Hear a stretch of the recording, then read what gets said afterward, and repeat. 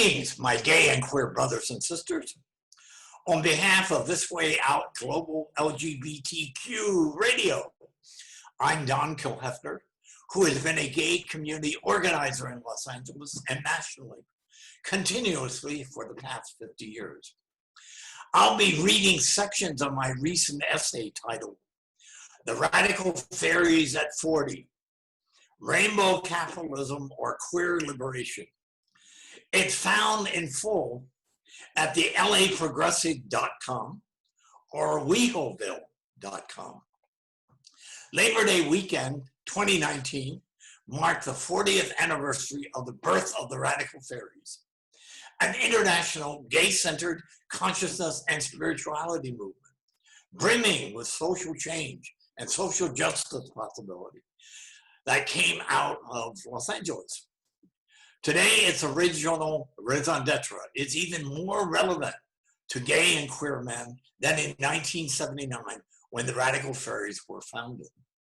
In June 1979, after a year and a half of dialoguing and planning, Harry Hay, founder in 1951 of the historically important and groundbreaking Mattachine Society in Los Angeles, and I, an early gay liberationist, and in 1970, co-founder of the pioneering LA Community Services Center, started mailing out a leaflet in hand-addressed, hand-stamped envelopes that called the Radical Fearies into being. The word fairy, magical creatures found globally, was reclaimed and reimagined. It had been a name used with hatred and humiliation by heterosupremacists against gay men. The word radical was utilized both in its Latin root meaning, something that has depth to it, as well as its current socio-political connotation of something new and daring. After looking for the right location for the first gathering for over a year, very late in April 1979, we decided on the Sri Ram Ashram in the Sonoran Desert of Arizona. Then the actual manifestation of the idea stage took place between May and August 1979. Impossibly, the gathering was scheduled to occur over the Labor Day weekend, 10 weeks after it was announced, to meet together in a very remote, hard to get to spot in the sweltering Arizona desert, about 46 miles east of Tucson. Hay and I thought we'd be extremely lucky if 25 gay men showed up. Amazingly, 220 men from all over North America found their way to that out-of-the-way spot in the desert. That Labor Day weekend, the Radical Fearies were born. There was no rigid, pre-planned structure built into the gathering. The content was primarily allowed to emerge from the participants. For 3 exciting, inspiring, and growing edge days, we shared our gifts and talents with each other. We talked about who we are as gay men and our purpose in society. A different model for gay community organizing was put forth that included issues of identity, purpose, race, and class. And love and lust blossomed under the awesomely beautiful desert night stars. Just as everybody was departing the gathering as a sign of what was to come, a double rainbow suddenly appeared directly over the spot where we had been meeting. Like dandelion seeds blown by the winds of fate, those 220 gay men spontaneously started Radical Fairy gatherings, large and small, in cities, towns, and rural areas across the United States and Canada, and eventually globally. He and I deliberately wanted the Radical Fearies to be grassroots and decentralized, with each gaggle of fairies being independent and determining its own personality and form, while at the same time united in a web of gay brotherhood and exploration of gay consciousness and spirituality. The front side of the original 1979 leaflet invited gay men to gather in the desert, stated our intentions clearly. 1, exploring breakthroughs in gay consciousness. 2, sharing gay visions. And 3, manifesting the spiritual dimension of being gay. Along with the gay liberation movement itself and the AIDS quilt, the Radical Fearies represent a unique and historic example of gay and queer community-based grassroots organizing. There was no public or private funding. There were no corporate sponsors. There were no CEOs. 40 years later, the Radical Fearies are alive and well, with gatherings of various sizes around the world. 3 residential fairy sanctuaries exist in rural areas of the United States: Wolf Creek, Oregon, Zuni Mountain, Arizona, and Short Mountain, Tennessee, and in France and Australia. In 2017, the Albion Fairies in England held a sold-out global Radical Fairy gathering in a castle, no less, with particular outreach to fairies in the Eastern Mediterranean and the Middle East. In 2019, a great fairy circle was convened at the residential fairy sanctuary at Falaise in eastern France. For anyone interested in this fascinating grassroots history, see my essay titled "The Birth of the Radical Fairies" in the Gay and Lesbian Review in the September-October 2010 issue. Now, why were the Radical Fairies called into being?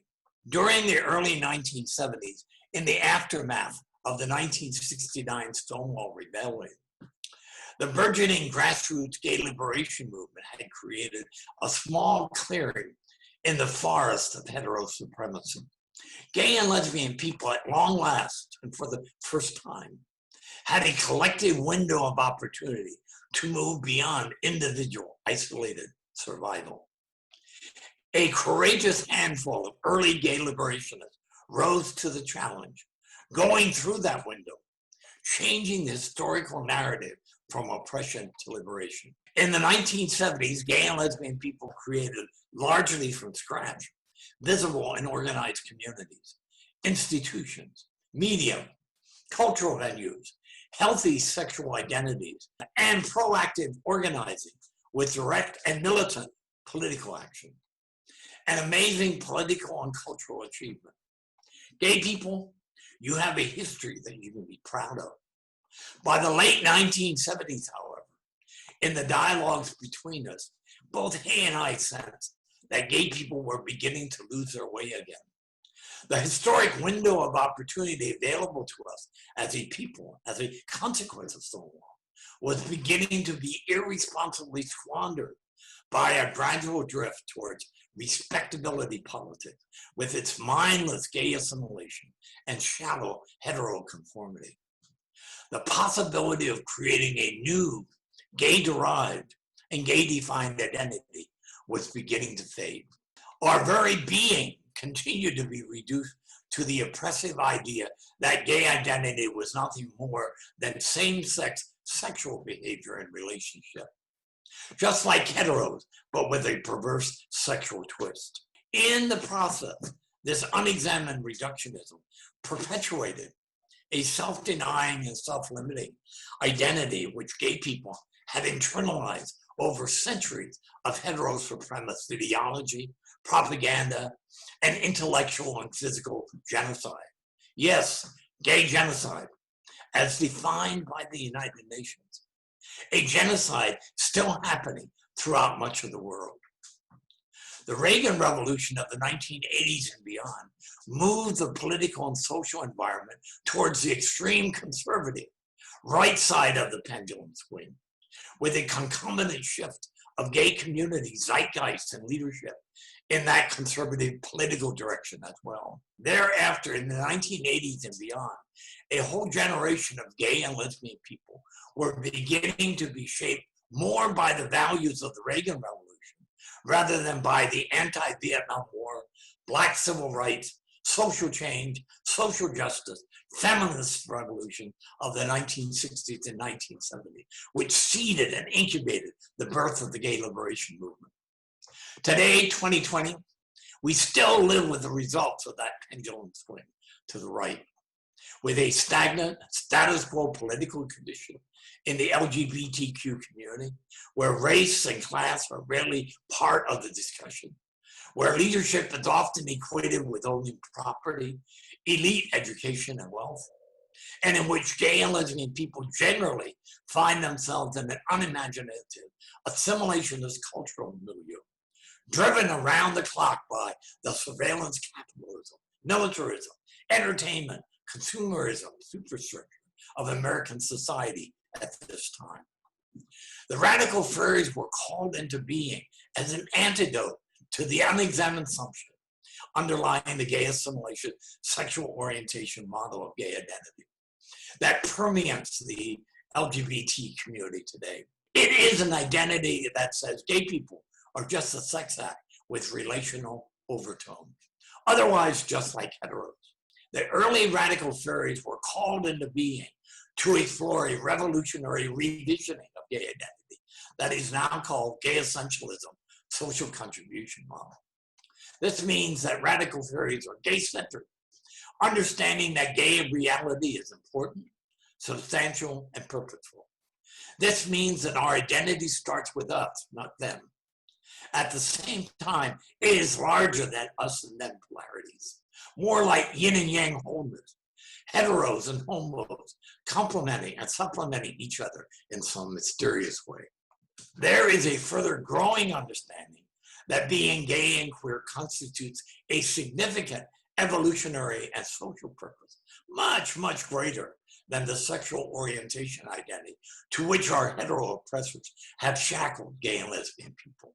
Soon after the first gathering, academics began calling the Radical Fearies approach gay essentialism, meaning there is something basic and essential about what gay people are contributing to society that contributes to the evolution of our species, as opposed to reducing us merely to sexual orientation and assimilation. Harry Hay often quipped with me that gay people are just like heteros in what we do in bed, but in all other ways we are different. The Radical Fearies represent a gay essentialism, social contribution model of gay identity, with a distinguished intellectual history and real potential for changing individuals and society, as well as healing the wounds of countless generations of violence against gay people. Let me close by asking you a question. Do you really think TV's Queer Eye cotton candy is important to the evolution of gay, queer, political, and existential consciousness and the forward movement of the community? That's all, folks. If you have the courage, check out the Radical Fearies at 40, Rainbow Capitalism, or Queer Liberation at laprogressive.com or wehoville.com. And thank you. And thank you to This Way Out for the great queer read-in today.